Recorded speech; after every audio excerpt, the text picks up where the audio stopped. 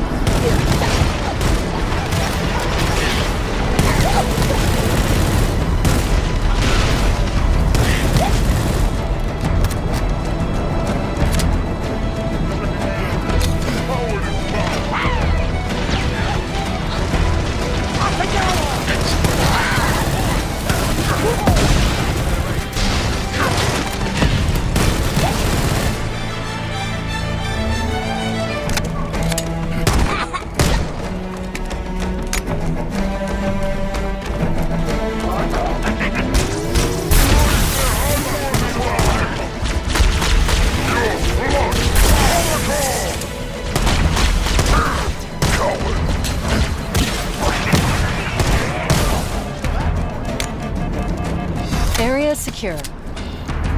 Affirmative. Echo 419 inbound. Somebody order a Warthog. Hey, I didn't know you made house calls, Hammer. You know our motto. We deliver.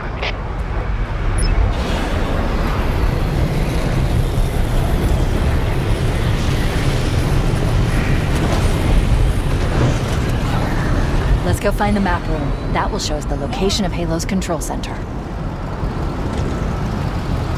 I've been able to pinpoint the main facility by cross-referencing Covenant survey data and religious texts. We were right. It's on this island. I've marked the entrance with a nav point.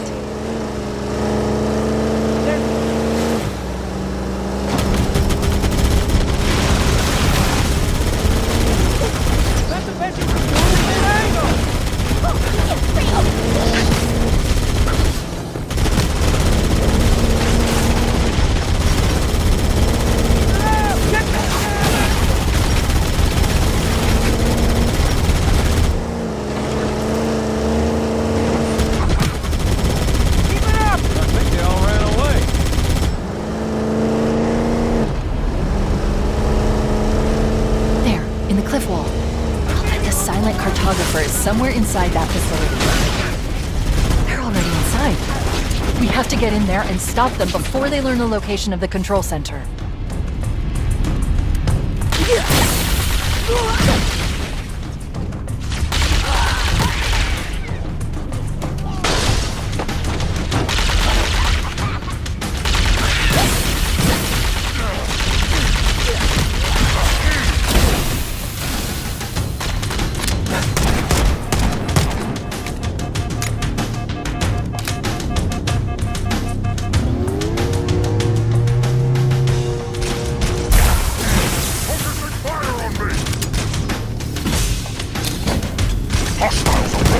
Putting up a real fight.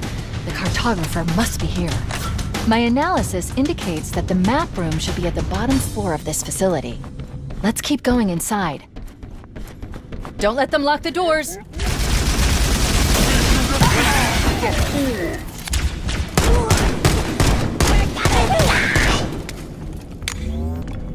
Interesting.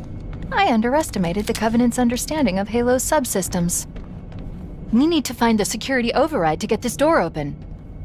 Cortana to Keys. Go ahead, Cortana. Have you found the control center? Negative, Captain. The Covenant have impeded our progress. We can't proceed unless we can disable this installation's security system. Understood. We're still en route to the objective. I may be out of contact when we get there. Here are your orders. I want you to use any means necessary to force your way into the facility and find Halo's control center. Good luck, people. Keys out. Let's move down the beach. Keep an eye out for any unusual structures that could house the security system.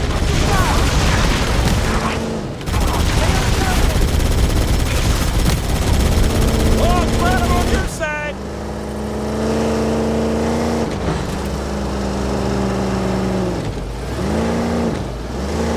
It looks like there is a path into the interior of the island. Covering fire!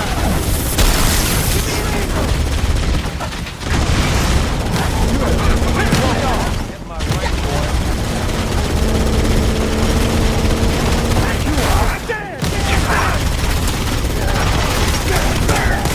Down, man! Triggers down!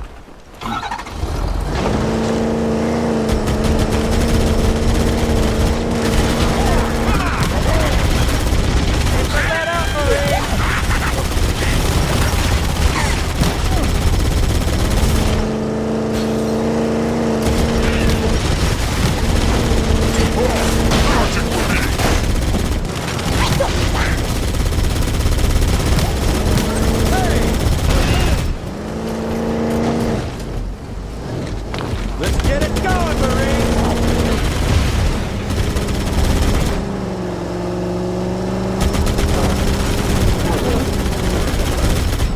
Come get down! Is that all you got?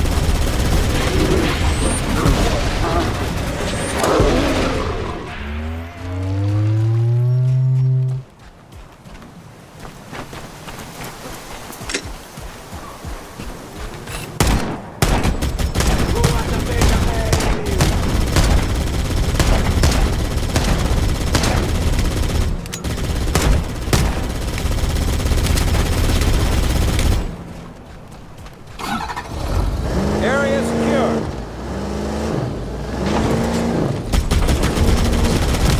Firing!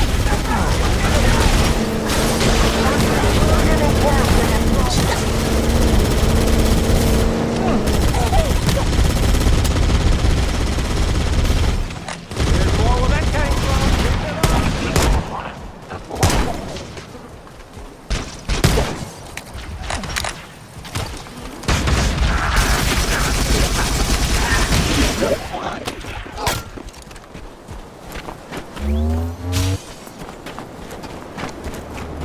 Smell one, tossing one, please.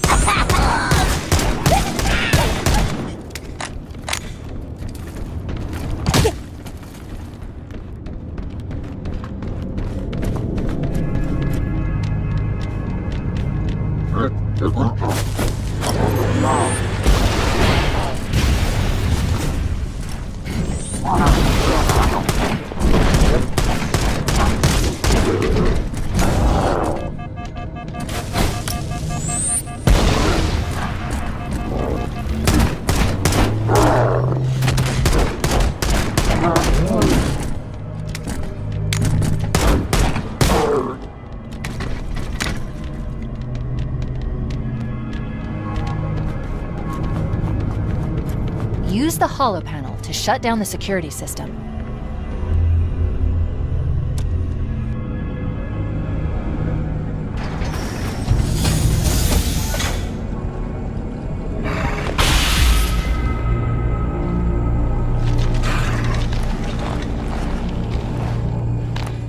Good. That should open the door that leads into the main shaft. We need to go to the main facility. Let's head back down the beach. Mayday! Mayday! Dropship Bravo 22 taking enemy fire! Repeat, we are under heavy fire and are losing altitude! Understood. We're on our way.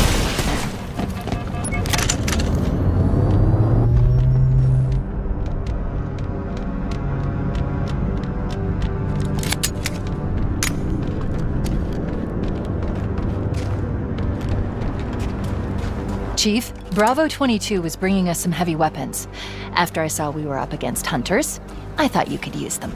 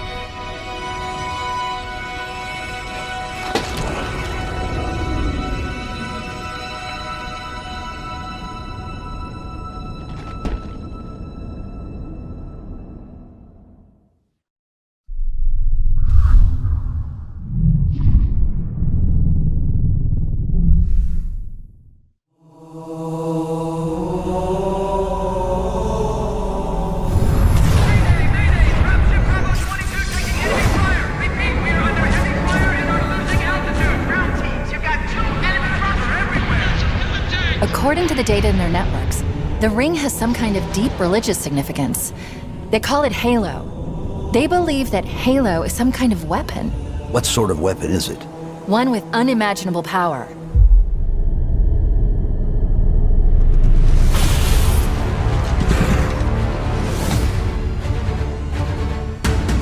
Chief, you gotta find the cartographer. We'll keep him busy as long as we can.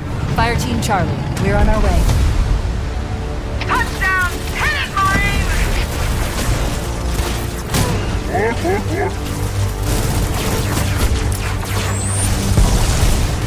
Somebody order a Warthog.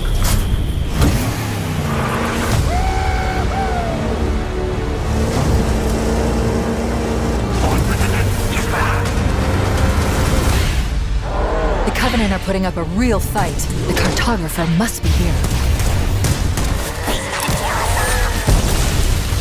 Lock and load, rock and roll! Give them hell, Chief.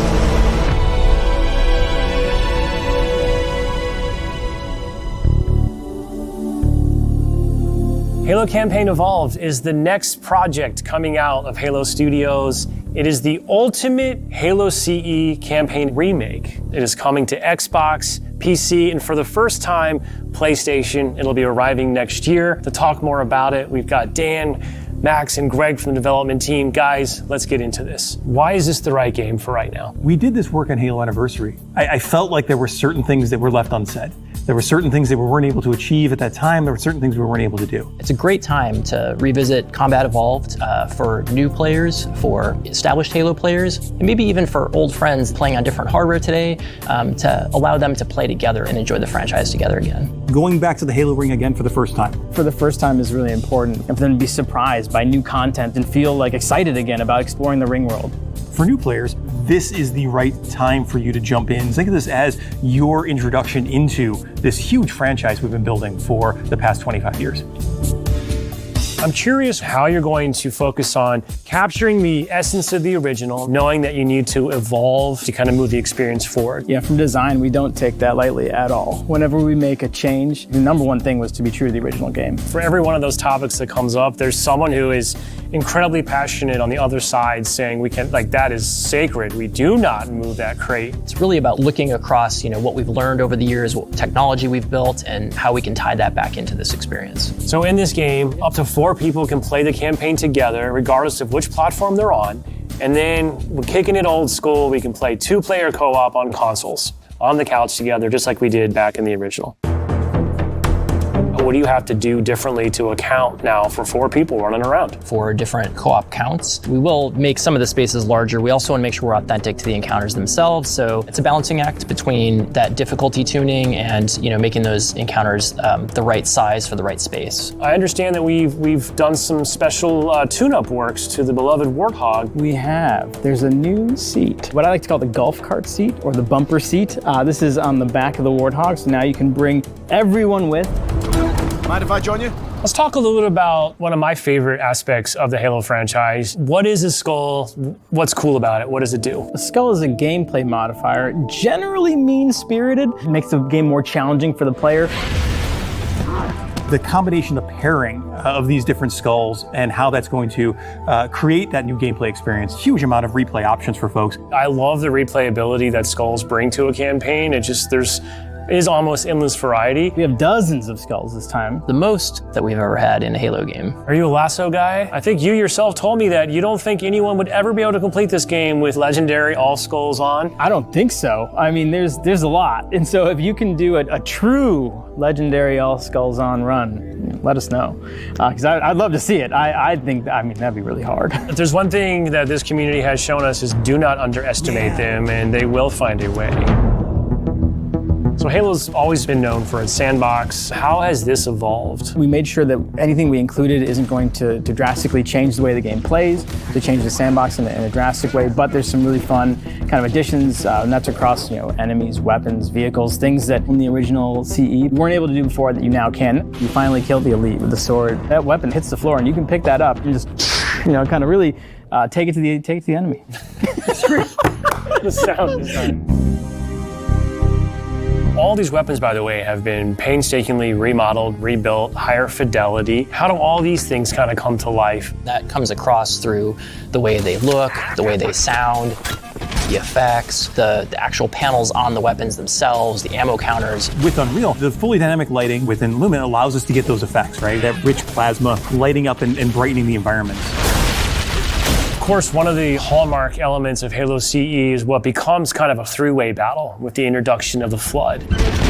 There was quite a bit of development between Halo CE and 3 to kind of how the Flood behaved and just how they interacted with the player. So we've pulled a lot of those Flood behaviors into this game. And I would say this is a learning specifically from CE to Anniversary, which is just kind of that mood, the atmosphere, the tension, the horror, and really delivering on that from the way that we stage the encounters and the setup and how we reveal the Flood. In Halo Legacy, there were some pure form units. We've pulled in a familiar friend, familiar fiend, if you will, to challenge the player.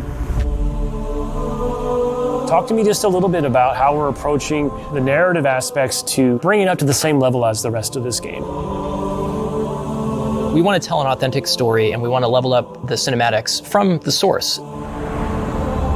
As we were building this out, we didn't just kind of put a new coat of paint over the original cinematics, right? We ended up revisiting exactly how they were blocked out, how they were sequenced, how they were put together, and we've done that across the board. We have access to original source assets, original source code, and access to the original storyboards. We are remastering, remixing the music to go along with these cinematics. We also had the core principal cast come in and re-record all the lines. How much firepower would you need to crack one of the engine shields? This really provides a degree of fidelity that we weren't able to do for Halo Anniversary. Now would be a very good time to leave.